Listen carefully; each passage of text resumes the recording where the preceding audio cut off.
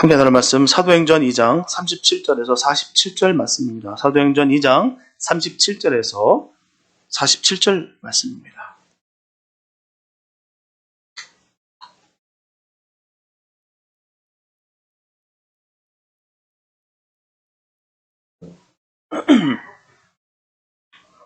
사도행전 2장 37절에서 47절 말씀, 주님의 귀한 말씀 봉독해 올립니다. 저희가 이 말을 듣고 마음에 찔려 베드로와 다른 사도들에게 물어 가로되, 형제들아 우리가 어찌할꼬 하거늘, 베드로가 가로되 너희가 회개하여 각각 예수 그리스도의 이름으로 세례를 받고 죄 사함을 얻으라. 그리하면 성령을 선물로 받으리니 이 약속은 너희와 너희 자녀와 모든 먼데 사람 곧 주 우리 하나님이 얼마든지 부르시는 자들에게 하신 것이다 하고, 또 여러 말로 확증하여 하며 권하여 가로되 너희가 이 패역한 세대에서 구원을 받으라 하니, 그 말을 받는 사람들은 세례를 받음에 이날의 제자의 수가 3,000이나 더하더라. 저희가 사도의 가르침을 받아 서로 교제하며 떡을 떼며 기도하기를 전혀 심습니다. 사람마다 두려워하는데 사도들로 인하여 기사와 표적이 많이 나타나니 믿는 사람이 다 함께 있어 모든 물건을 서로 통용하고 또 재산과 소유를 팔아 각 사람의 필요를 따라 나눠주고 날마다 마음을 같이하여 성전에 모이기를 힘쓰고 집에서 떡을 떼며 기쁨과 순전한 마음으로 음식을 먹고 하나님을 찬미하며 또 온 백성에게 칭송을 받으니 주께서 구원받는 사람을 날마다 더하게 하시니라. 아멘. 오늘 말씀은 오순절 절기를 지키기 위해서 천하 각국에 흩어져 있던 유대인들이 예루살렘에 들어와 우거하고 있던 중에 예수님의 제자들에게 성령님이 임하셨을 때의 일들입니다. 말씀드렸던 것처럼 제자들은 성령님의 말하게 하심을 따라서 각각 다른 언어들로 말하기 시작했어요. 그것은 사람들이 이해할 수 없는 천사의 방언이 아니라 세계 도처에 온 사람들이 각각 자신들의 그 모국어로 알아들을 수 있는, 또한 이해 가능한 언어였다는 것입니다. 이에 사람들은 깜짝 놀랐어요. 도저히 이해가 되지 않다는 것이죠. 왜요? 무식한 사람의 대명사였던 이 갈릴리 어부 출신의 제자들이 이방 언어로 말한다는 것은 있을 수가 없습니다. 본디 입은 이 사람들은 천한 사람들이에요. 배운 것이 없어요. 평생 그물질만 하던 사람들입니다. 외국어를 배울 수 있는 그런 능력도 시간도 또한 그 의무도 없습니다. 그런데도 불구하고 이러한 일들이 벌어지니까 도저히 이건 상식적으로 불가능했다는 것입니다. 그 중에는 제자들을 비난하며 술 취했다라고 조롱하는 자들도 있었어요. 이해가 안 되니까요. 그들은 모두 성령의 충만함으로 인해서 얼굴이 상기되었기 때문에 각각의 방언으로 말하는데도 불구하고, 그렇게 확인했는데도 불구하고 유대인들은 그 배이신 문도들을 향해서 술 취한 자라고 조롱하고 매도했어요. 아마 저는 듣지도 보지 못한 현장을 보고서 아주 당황한 그런 모습이었다라는 것입니다. 그때 제자들에게 나타난 이상한 현상을 바라보고 의아해하던 그 무리들을 향해서 베드로 사도가 담대하게 앞에 나가 말씀을 증거하기 시작했어요. 그는 최초의 기독교 메시지를 처음 선포했는데요. 베드로 사도의 설교 가장 핵심적인 부분은 바로 예수님의 삶과 죽음과 그리고 부활에 관한 내용과 예수님께서 다시 임하시는 그날에 있을 여러 가지 징조들과 환난과 그리고 성도들의 구원에 관한 내용들이었습니다. 이 메시지 선포를 통해서 그 유명한 3,000명이 회개하는 놀라운 역사를 이룹니다. 오늘 본문을 살펴보면서 마지막 때를 살고 있는 우리의 자세와 하나님의 구원의 손길에 대해서 우리가 생각해보는 시간이 되었으면 참 좋겠습니다. 첫째, 교만이 무너져야 회개가 나옵니다.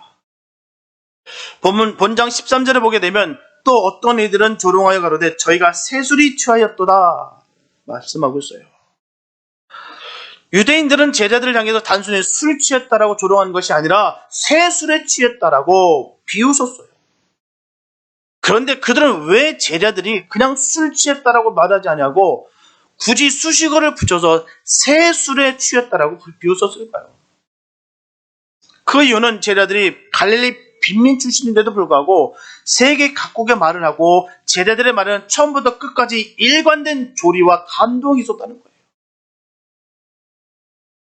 횡설수설한 말이 아닙니다. 똑바로 정확하게 조리 있게 감동적으로 전했다는 거예요. 그 나라로 말합니다. 모국어로 말이에요. 술 취하면요 표시가 납니다. 그냥 말이 어눌해서가 아니에요. 들리기가 어눌해서 들리는 것이 아니라 그냥 술 취함과 술 취하지 않는 사람은 딱 구별이 됩니다. 식별이 딱 됩니다. 횡설수설해요. 앞뒤가 안 맞아요. 말은 정확하게 하는데 그 안에 맥락이 없어요. 무슨 뜻인지도 잘 몰라요. 표시가 난다는 것입니다. 분명히 술에 취한 것 같은 분위기지만 시간이 흘러도 제자들의 모습은 전혀 흐트러지지 않았다는 것입니다. 일반적으로 술 취한 모습과는 전혀 딴판이었어요. 그래서 사람들은 제자들을 가리켜 새술에 취했다라고 말할 수밖에 없었어요. 취하긴 취한 것 같은데 이건 새술에 취한 거다. 우리가 모르는 무엇에 의해 취한 거예요.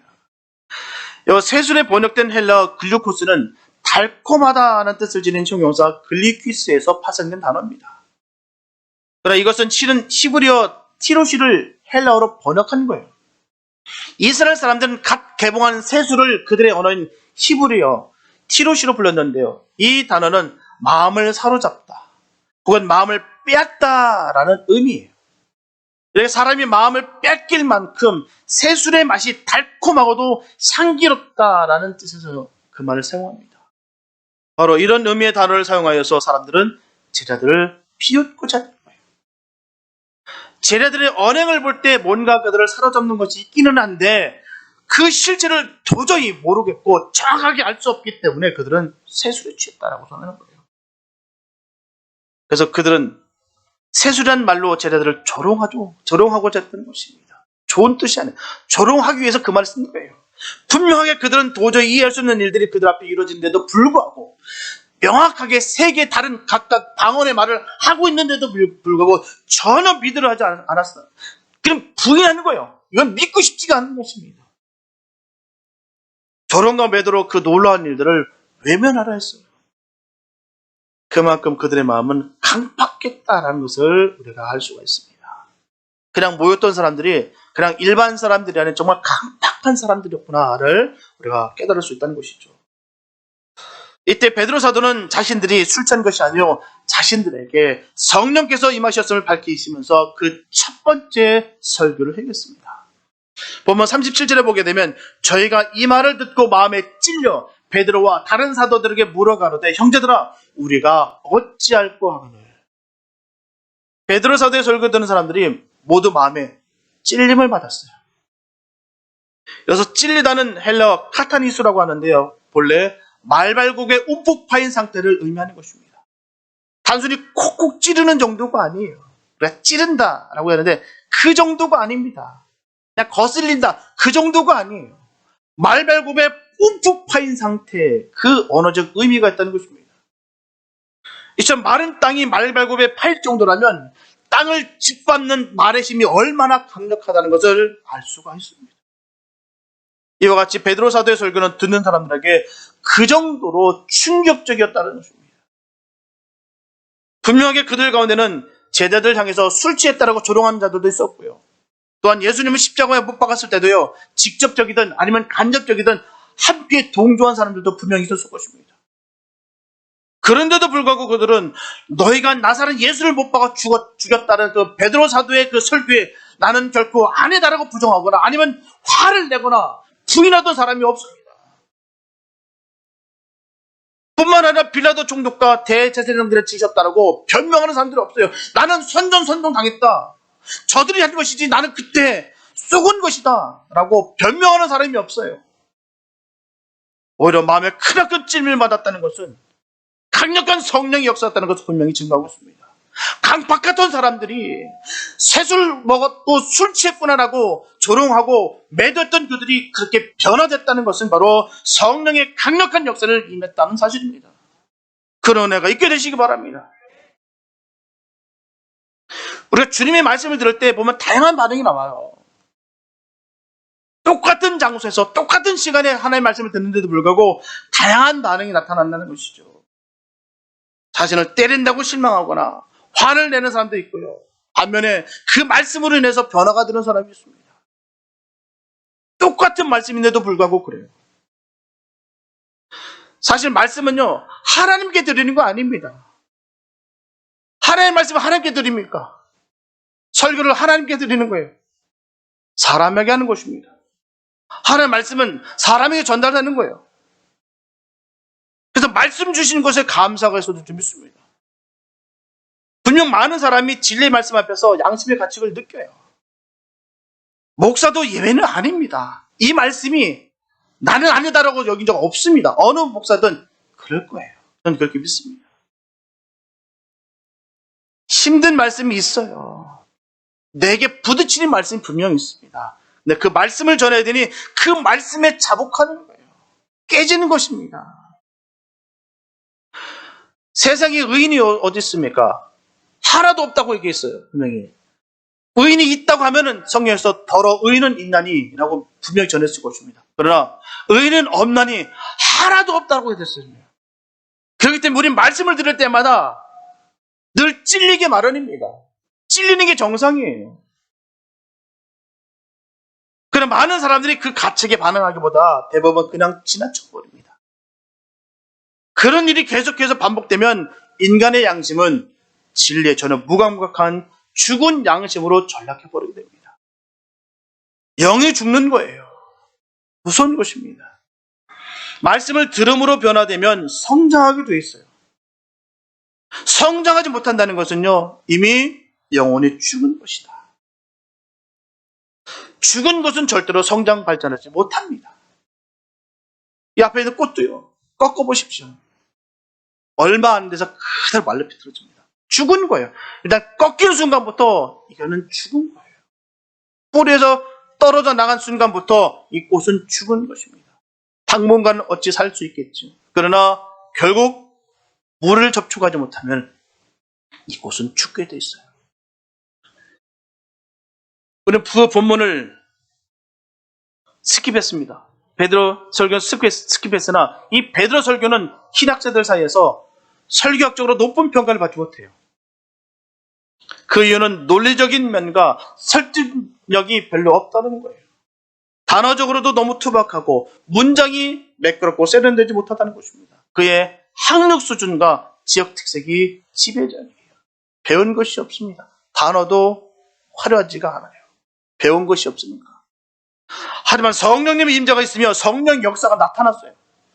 그래서 말씀을 살아있는 하나님의 말씀으로 듣느냐 아니면 사람의 음성과 감정으로 듣느냐가 너무나도 중요한 것입니다. 하나님의 말씀을 어떻게 듣느냐가 중요한 거예요.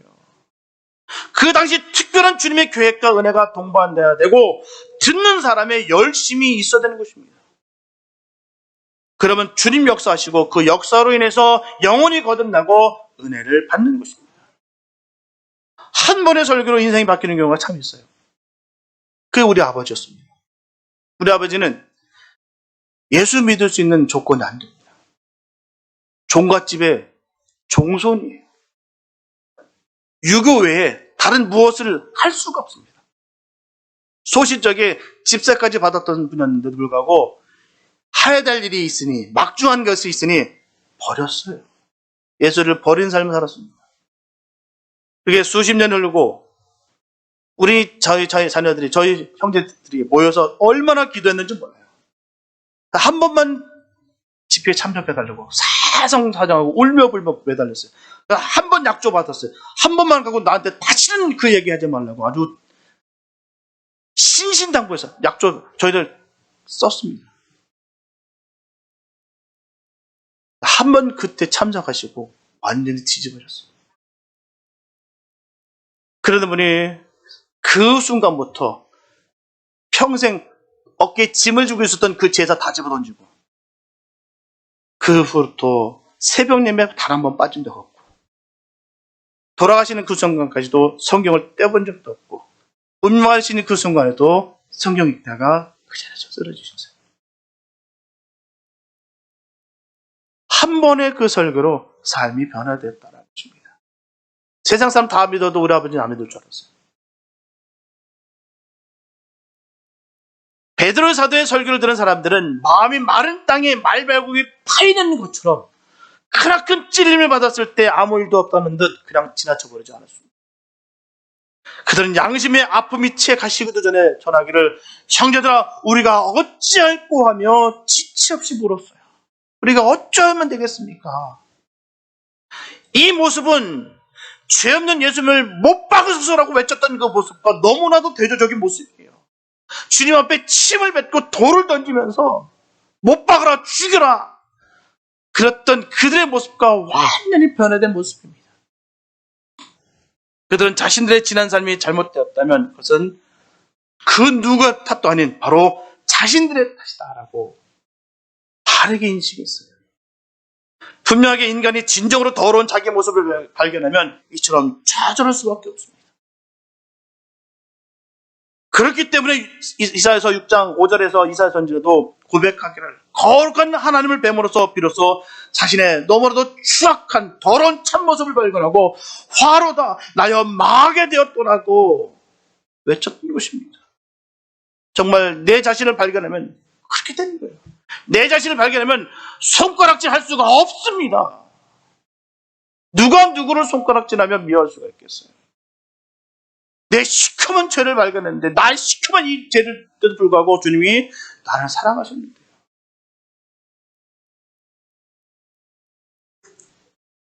확실히 그날의 성령께서는 제자들 가운데서만 역사하는 것이 아니라 바로 유대인 가운데서도 역사하셨던 것입니다. 보면 38절에서 이제는 어쩔 바 모르는 유대인들에게 베드로 사도는 답변합니다. 베드로가 가로되 너희가 회개하여 각각 예수 그리스도의 이름으로 세례를 받고 죄 사함을 얻으라. 그리하면 성령을 선물로 받으리라. 이미 유대인들은 마음에서부터 회개했어요. 하지만 베드로 사도는 뚜렷한 회개 열매를 맺도록 분명히 촉구하고 있습니다. 즉 말로만 회개하는 모습을 보이지 말고 실제 행동으로 실천하는 말이에요. 그래서 회개는 후회가 아닙니다. 후회가 아니에요. 분명하게 후회는 지난날의 잘못을 아파하고 안타까워하는 일이지만 회개는 철저히 시정하여 새롭게 태어나는 것입니다. 후회랑 회개는 같은 것이 아니에요. 후회로 멈추는 것은요, 회개 아닙니다. 그래서 회개하라는 동사 메타오에오는 길을 바꾸어라 혹은 가던 길에서 돌아서라 방향을 바꾸어 옳은 길로 돌아서다라는 뜻을 담고 있습니다. 곧 삶의 방향의 전환이에요. 삶은 변하지 않고 그냥 회개했습니다. 그건 회개가 아니라고 분명히 그 뜻이 성경은 전하고 있는 것입니다. 그냥 후회일 뿐이죠. 내가 예전에 그랬었어. 거기서 멈춰버리면 그건 회개가 아니에요. 진정한 회개는 삶이 바뀌어야 되는 것입니다. 그래서 베드로 사도는 그들에게 전하기를 예수 그리스도의 이름으로 세례를 받고 죄 사함을 받으라. 원문을 좀 더 정확하게 옮기면 죄 사함을 얻기 위하여 예수 그리스도의 이름으로 세례를 받으라는 거예요. 죄 사함을 얻기 위하여. 이처럼 베드로 사도가 세례를 언급한 것은 세례 형식이 아니라 본질에 대한 요구였습니다. 사실 세례의 본질은 예수 그리스도와의 연합입니다. 그게 바로 세례의 본질이에요. 주님과 연합하는 것. 그리스도의 죽음과 연합하여 죄의 노예였던 우리의 옛 모습, 옛 사람은 죽고 그리스도의 부활과 연합한 새로운 삶의 출발점이 바로 세례입니다. 우리 명확하게 알아야 돼요. 그냥 세례는 그냥 세례가 아닙니다. 나이가 됐기 때문에 그냥 성경 세례 공부받고 그냥 시간 돼서 세례 받는 거 아닙니다. 난 주님 앞에 주님과 함께 연합합니다. 함께합니다. 라는 선언이에요. 그러면 베드로 사도가 회개하여 예수 그리스도의 이름으로 세례를 받고 제사함을 얻으라고 한 것은 죄의 길에서 떠나 구원자이신 예수 그리스도와 연합한 삶을 살라라는 촉구입니다. 그냥 한 말이 아니에요. 그래서 죄로 인한 사망의 길에서 돌아서서 생명이신 예수 그리스도와 연합한 삶을 살라는 의미예요. 분명한 것은 세례가 구원의 조건은 아닙니다. 세례 받았다고 구원받는 거 아니에요. 근데 성경을 보게 되면 예수님도 세례를 받으셨고요. 또한 제자들에게 명하셨어요. 또한 제자들 역시 세례를 베풀었습니다. 그렇다면 세례가 구원의 조건이 되지 않음에도 불구하고 이처럼 세례를 베풀고 또 세례를 받는 그 이유가 뭘까요? 베드로전서 3장 21절에 보면 모른 예수 그리스도의 부활하심으로 말미암아 이제 너희를 구원하는 편이 곧 세례라. 육체의 더러운 것을 제하여 버림이 아니요 오직 선한 양심이 하나님을 향하여 찾아가는 것이라. 이점 세례는 구원의 표요. 이제는 내 뜻대로가 아니라 하나님의 뜻대로 살아가겠다는 공식적인 선언이에요. 나는 주님 편에 섰습니다. 난 주님의 자녀입니다. 난 주님과 살겠습니다. 라는 명확한 선언입니다. 이처럼 구원의 표와 공식적인 선언을 갖는다는 것은 너무나도 중요한 거예요. 내가 하나님 자녀입니다라고 선포하는 것은 너무나도 중요한 것입니다. 아무나 할 수 있는 것이 아니에요. 분명하게 구원의 회의와 범죄의 유혹이 찾아올 때 이런 것들이 우리 신앙으로 하여금 흔들리지 않게 하기 때문입니다. 창세기 4장 7절에 보면 내가 선을 행하면 어찌 낯을 들지 못하겠느냐. 선을 행치 아니하면 죄가 문에 엎드리느니라. 죄의 소원은 내게 있으나 너는 죄를 다스릴지니라. 죄는 우리 주변에 언제라도 존재합니다. 그냥 툭툭 치이는 게 바로 죄예요. 죄가 우리 주변에 얼마나 많은지 모릅니다. 그래서 우리가 죄를 다스리지 못하면 넘어지게 되어 있어요. 구원받은 사람과 세상 사람과의 차이가 있다는 것이죠. 뭐라고요? 죄를 다스리냐, 죄를 다스리지 못하느냐 있다는 것입니다. 믿는 자들에게는 죄를 다스려야 될 줄 믿습니다. 요한복음 14장 26절에 보게 되면 보혜사 곧 아버지께서 내 이름으로 보내실 성령 그가 너에게 모든 것을 가르치시고 내가 너에게 말한 모든 것을 생각나게 하시리라. 여기서 보혜사라는 것은 돕는 영이라는 뜻입니다. 돕는 영. 그래서 말하는 것, 생각하는 것, 행동하는 모든 것을 가르쳐 주시겠다는 것입니다. 성령이 임하게 되면 성령님께서 그렇게 가르쳐 주시겠다는 거예요. 주님을 믿는 사람으로서 성령의 도우심을 구하고 믿는다면 죄 가운데 가는 것이 아니라 바로 죄를 다스리는 사람이 되는 것입니다. 그래서 구원받은 성도에게 있어서 성령이 함께 계셔야 할 마땅한 이유에 대해서 길게 설명할 필요가 없어요. 마땅히 성령님 우리와 함께 계셔야 됩니다. 성령이 있고 없고의 차이는 우리의 삶의 모습을 보면 그대로 드러나게 되어 있습니다. 우리는 예수 그리스도의 이름으로 구원을 얻어도 그것을 지켜나갈 능력이 원천적으로 없기 때문이에요. 그래서 성령 받아야 됩니다. 따라서 본문에서 약속은 안 받아도 좋으나 받아서 더 좋은 성령을 주시겠다는 그 의미보다는 반드시 받아야 할 성령을 받아야 된다는 것입니다. 성령을 받아도 그만 안 받아도 그만이 아니에요. 반드시 받아야 된다는 거예요.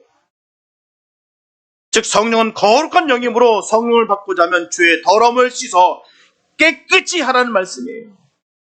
그래서 베드로 사도는 전합니다. 그리하면 성령을 선물로 받으리니. 그리하면이 뭐겠어요? 회개하여 각각 예수 그리스도의 이름으로 세례를 받고 죄의 사함을 얻으면 성령을 선물로 받으리라. 이 말씀인 거예요. 우리는 말씀을 명확하게 쪼개서 바로 알아야 돼요. 그리하면이 뭔지 알아야 돼요. 그리하면 우리가 회개하고 예수 그리스도의 이름으로 세례를 받고 죄의 사함을 얻으면 성령 선물을 주신다는 거예요. 그냥 아무렇게 받는 것이 아니다는 것이죠. 결국 본문은 신앙에 관한 인간 각자의 책임과 의무를 강조하고 있어요. 말이나 생각만이 아니라 행동으로 회개와 세례의 삶을 실천해 갈 때 항상 성령 충만한 참된 성도로 살아갈 수 있다는 것입니다. 그래서 본문 39절에서 베드로 사도는 성령 충만한 참된 성도는 누구이든 구원을 얻게 될 것이다라고 말씀하고 있는 것입니다. 누구이든. 39절에 보면 이 약속은 너희와 너희 자녀와 모든 먼데 사람 곧 주 우리 하나님이 얼마든지 부르시는 자들에게 하신 것이라.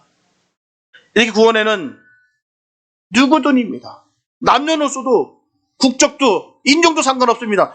많이 배우고 못 배우고도 상관없어요. 많이 가진 것이 많고 적음이 소용없습니다. 사회적 지위가 높고 낮음이 조건이 전제 조건이 될 수 없습니다.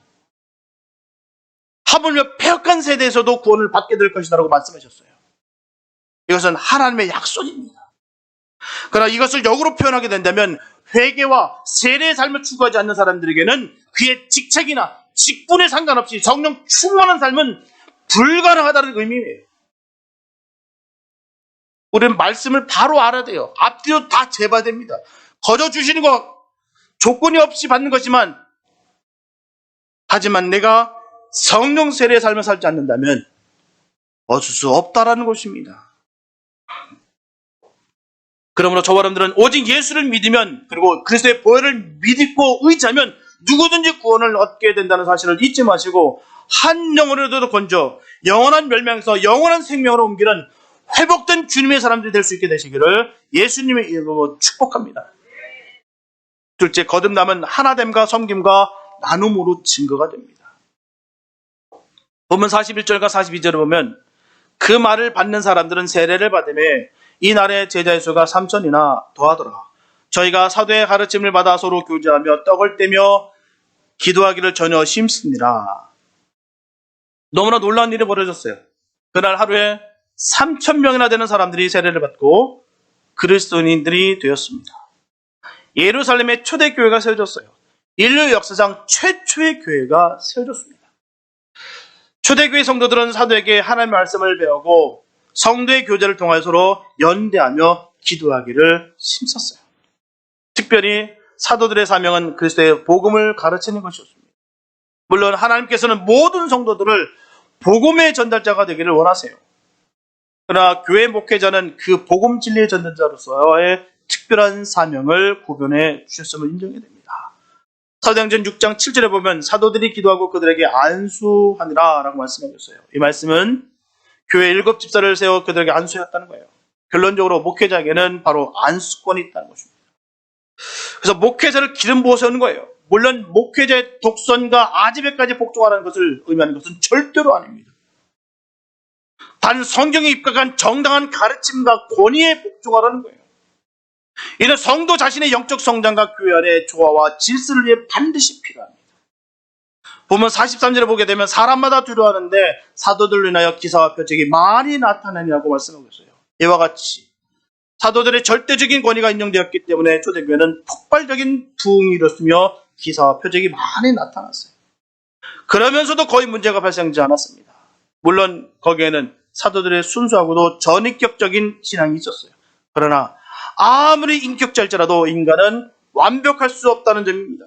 사도들 역시 허물은 있었을 거예요. 그런데 사도들의 권위에 도전이 있었다는 기록이 없는 것을 보게 된다면 초대교회는 사도들의 약점과 허물을 감싸주고 덮어주고 보완해주는 교회였다는 것을 우리가 알 수가 있습니다. 서로가 서로를 존중해주고 서로가 사랑했다는 거예요. 이런 영적인 흐름으로 인해서 서로의 인격을 귀히 여겼습니다.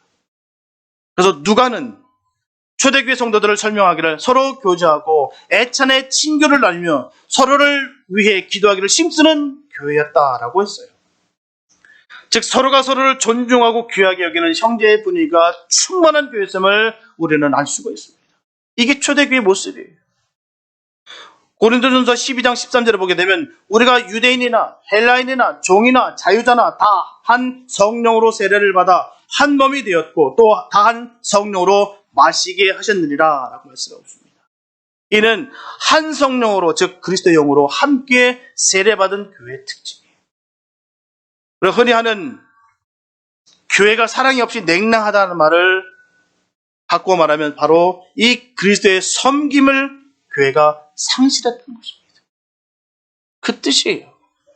왜 교회가 사랑이 없이 냉랭할까? 그리스도의 섬김이 상실됐다는 것입니다. 세속화된 교회일수록 이 십자가의 사랑과 섬김 정신 대신에 이기심이 자리 잡고 있음을 우리는 알 수가 있습니다. 서로 나누고 섬기기보다는 내 거, 나만을 위해서 그 이기적인 마음, 이것이 바로 세속화된 교회가 된다는 것입니다. 얼마나 많은 교회들이 그렇게 가고 있는지 모르겠어요. 우리 교회는 안 그랬으면 좋겠어요. 세속화되는 것이 아니라 더욱더 하나님 은혜 가운데 서로 나누고 섬기고 사랑하게 되시길 축복합니다. 그게 교회예요. 완벽하기 때문에 섬길 수 있는 것이 아닙니다. 완벽한데 어떻게 섬길 수가 있어요? 가만히 있어도 잘하는데. 부족하기 때문에, 허물이 많기 때문에 살아가는 것이고 덮는 거죠. 허다한 죄를 덮는 것이죠. 왜? 주님이 그렇게 하셨기 때문에 말입니다. 초대교회가 그랬다는 거예요. 그러면 성도들은 교회 예식과 행사에 참여할 때마다 이 헌신의 결단을 새롭게 해야 될 줄 믿습니다. 이 의식이 희박할수록 우리에게 찾아오는 것은요, 평안이 아닙니다. 기쁨이 아니에요. 영적 침체라는 사실을 꼭 기억하시기 바랍니다. 만약 교회가 섬김과 나눔이 없다면 교회에서의 기능이 상실되는 거예요. 본문 44절과 45절을 보면 믿는 사람이 다 함께 있어 모든 물건을 서로 통용하고 또 재산과 소유를 팔아 각 사람의 필요를 따라 나눠주고 라는 것입니다. 초대교회는 성도의 인격만을 귀히 여긴 것이 아니라 그들은 공동체의 운명으로 같이 했어요. 하나였다는 것입니다. 한 덩어리였다는 거예요. 그것은 곧 물질 공유의 생활입니다. 일반적으로 가진 사람이 나눌 수 있고요. 희생할 수가 있는 거예요. 없는데 뭘 나누고 있습니까? 있으니까 나눌 수가 있는 것이죠. 그런데 초대교회의 특별한 모습은 다른 사람보다 더 많은 재산을 내어놓은 사람은 자랑하고 거만할 만도 하지만 그런 사람은 단 한 명도 없었어요. 이처럼 있건 없건 따지지 않고 모든 사람이 자기가 가진 것을 나누어 쓰는 유무상통의 생활의 삶이 바로 초대교회의 특성이에요. 오늘 많은 교회들이 그렇습니다. 우리 초대교회로 돌아갑시다라고 하는데 안 되는 이유가 여기 있는 것입니다. 이기적인 마음을 내려놓지 못해요. 나만을 위해서 희생하고자 하는 마음이 없다는 것이죠. 그러다 보니 초대교회로 돌아갈 수가 없어요. 기도만 많이 하면 될 것 같은데 아닙니다. 주님의 마음을 품어야 되는 것이죠. 주님의 그 정신을 힘입어 나눔의 삶, 주님께서 섬김의 삶을 살았던 것처럼 그렇게 살아야 바로 초대교회의 삶을 살아갈 수 있는 거예요. 이걸 포기 못하니까 많은 교회들이 그래요. 내 생활을 건들지 마세요. 나는 그냥 교회 출석은 합니다. 내 생활 건들지 마세요. 이런 사람들이 얼마나 많은지 몰라요. 큰 교회일수록 그런 교회가 참 많습니다. 그런 소식 들을 때마다 되게 마음이 아파요. 과연 교회의 모습이 무엇일까? 그냥 예배만 드리고 그냥 흩어지는 장소가 바로 교회일 것인가? 정말 이곳에서 하나님의 사랑을 내가 나누는 자리가 바로 교회될 줄 믿습니다. 일주일 동안 서지고 아프고 깨졌던 것을 통해서 주님 안에서 서로가 성도를 싸매주고 핥아주고 안아주는 것, 이게 바로 교회예요. 왜요? 주님이 우리를 그렇게 사랑하셨기 때문입니다. 받은 것이 크기 때문에 전하는 삶이 바로 교회의 삶이라는 것입니다. 그냥 그것만 내 것만 취하고 남들이 가져갈까 봐 내가 먼저 더 가져가고 그런 마음들 다 버리시기 바랍니다. 결코 은혜롭지가 않아요. 주님의 마음이 아닙니다. 오늘날 성도들이 세상으로부터 비판받는 것은요, 물질이 가난한 세상 사람보다 더 이기적이고 더 탐욕적이기 때문에 그런 일들이 벌어집니다. 초기 그리스도인들은 그 임박한 주님의 재림을 믿었어요. 이를테면 그들이 이 땅에 사는 동안 세상의 종말이 올 것을 믿었습니다. 초기 그리스도인들이 이처럼 임박한 종말을 확신했을 때 그들은 예외 없이 물질에서 자유로울 수가 있었어요. 세상의 종말과 함께 영원한 하나님 나라에 입성할 것을 생각하면 그들에게 있어서 물질이란 단순한 필요의 충족의 이상 의미가 없습니다. 그렇다고 절대로 시한부 종말론을 가지면 안 됩니다. 이단에 빠지면 안 돼요. 성도에게 바른 종말론을 가지고 있어야 됩니다. 반드시 주님은 재림하세요. 반드시 주님은 오십니다. 하지만 그 전에 개인적인 종말이 있어요. 이 세상에 태어나 사람치고 누구도 피할 수 없는 죽음이 바로 우리 각자의 개인의 종말이에요. 어느 누구도 자신할 수 없습니다. 초대교인들은 그들의 생에 종말이 임할 것을 믿었을 때 자신의 재산을 아무렇게나 사용하거나 허비하지 않았어요. 앞다퉈서 사재기하지도 않았습니다. 그들은 자신들의 재산을 하나님 앞에 다 내어놓고 필요한 사람들에게 물질을 나눠줬을 뿐만 아니라 자신들의 필요를 위해서도 분명히 사용했어요. 그래서 사도 바울은 권합니다. 먹든지 마시든지 무엇을 하든지 하나님의 영광을 위해서 사용하라는 거예요. 다 퍼주고 나는 하나도 없는 것이 아니라 내가 먹든지 마시든지 무엇을 하든지 간에 하나님의 영광을 위해서 사용하라는 것을 분명히 전하고 있는 것입니다. 이것이 종말신앙을 지녔던 초대교회인들이 실천한 유무상통의 참뜻이요 정신입니다. 저 어른들도 개인의 사유재산이 모두 하나님의 것이라는 청지기적 사명을 깨달아서 나눔과 섬김에 임색하지 마시고 주 안에서 하나 되시고 주님의 영광을 돌리는 복된 삶 되시기를 예수님의 이름으로 축복합니다. 사랑하는 여러분, 신앙은 결코 이벤트가 아니에요. 신앙은 한 방이 없습니다. 하나님을 믿는다는 것은 하나님과 더 깊은 관계를 위해서 주님께 뛰어드는 것을 의미하는 거예요. 분명히 신앙의 동기는 집단적일 수도 있습니다. 하지만 그리스도와 연합하는 신앙의 질과 수준은 철저하게 개인적이라는 거예요. 주님과의 개인적인 만남입니다. 다시 말씀드리면 군중심리 역시 얼마든지 신앙이 좋은 동기가 될 수 있어요. 분위기 시대여서 교회 문턱을 넘어설 수도 있고요. 사람들을 따라서 성경 공부에 참여할 수도 있습니다. 세례를 받을 수도 있어요. 그러나 그것은 단지 동기일 뿐 그 이후에는 군중심리는 절대로 안 됩니다. 개인적으로 하나님과의 인격적인 만남을 철저히 강화해야 되는 거예요. 그래야만 갈대처럼 흔들리는 군중심리에 동요되거나 동요되지 아니하고 주님 안에서 참된 관계를 이루는 주님의 성숙한 제자로 살아갈 수가 있는 것입니다. 똑같이 교회 출석한다 해서 하나님과의 관계를 개인적으로 얼마나 심화시키느냐 따라서 단순히 군중으로 불릴 수도 있고 주님의 제자로 거듭날 수도 있습니다. 분위기 휩쓰이는 것이 아니라 주님의 마음을 깨닫게 바랍니다. 대세가 아닌 하나님의 마음을 우리가 쫓아가는 거예요. 주님이 기뻐하는 삶이 무엇인지, 주님이 기뻐하는 일이 무엇인지를 우리가 늘 고민하고 그 삶을 살아가는 것이 중요하다는 것입니다. 다른 사람이 중요한 거 아니에요. 다른 사람들 때문에 나까지 지옥 가면 그 얼마큼 비극이고 비참한 것입니까? 내가 주님 앞에 바로 서야죠. 내가 주님과 온전한 만남이 있어야죠. 주님께서 주시는 귀한 말씀이 있는데도 불구하고 내가 거부하고 내가 외면하는 자들이 얼마나 많은지 몰라요. 그런 사람들은 바로 술 취했다라고 조롱하는 자들이라는 것입니다.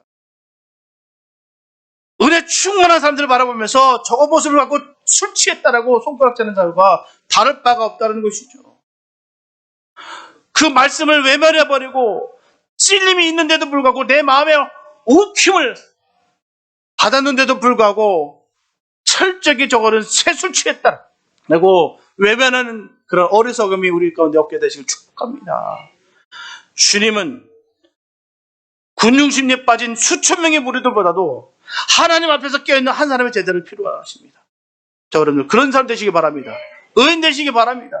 우리 주님은 의인에게 관심이 있는 거예요. 하나님의 자녀들에게 관심이 있습니다. 하나님의 자녀들 되시길 축복합니다. 이렇게 세상을 살리는 주님의 도구로 쓰임받는 사람은 기분과 감정과 군중심리에 빠진 수천 명의 군중이 아니라 바로 깨어있는 한 사람의 제자입니다. 그래서 저와 여러분들은 주님과 늘 함께하는 예수님의 제자들이 다 될 수 있게 되시기를 예수님의 이름으로 축원합니다. 기도합니다. 하나님 감사합니다. 아버지, 우리가 주님의 자녀인 것, 주님의 제자인 것 감사합니다. 하나님, 일평생 살아가면서 세상에 속지 않게 도와주시옵시고 사단에게 우리가 농락당하지 않도록 은혜 베풀어 주시옵소서. 우리는 주님과의 관계가 더욱더 심화되기 원합니다. 더욱더 깊어지기 원합니다. 하나님, 우리를 만나주시고 우리의 중심을 꿰뚫어 기억해 주시는 그 주님을 바라보면서 달려가게 하여 주시옵소서. 우리의 연약함을 아신 주님, 우리의 허물을 허물로 바라버리지 아니하시고 그 허물을 은혜로 덮어주신 그 놀라신 그 주님, 감당치 못할 그 사랑을 우리가 받았으므로 하나님 영광 돌리는 삶 되게 하여 주시옵소서. 하나님, 우리는 어디서 나에 설 수 없는 그런 부족한 사람입니다. 할 수 없는 사람들입니다. 그런데도 불구하고 하나님의 자녀가 됐으니 얼마나 감사하시오. 하나님, 끝까지 하나님 겸손하게 하나님 나라를 위해서 우리가 무엇을 먹든지 마시든지 무엇을 하든지 주님의 영광된 삶을 살게 하여 주시옵소서. 감사가 넘치게 하여 주시고 주님의 정신을, 주님의 섬김의 마음을 깨달아 늘 섬기고 나누고 사랑을 전하는 그런 삶이 되게 하여 주시옵소서. 진정한 아가페 사랑을 할 수 있도록 인도하여 주시옵소서. 세상의 다른 사랑이 아닌 바로 하나님께서 우리를 사랑하셨던 그 아가페 사랑을 할 수 있도록 은혜 베풀어 주시옵소서. 주께서 인도하심을 믿사옵고 우리를 원하신 예수님의 이름 기도했습니다.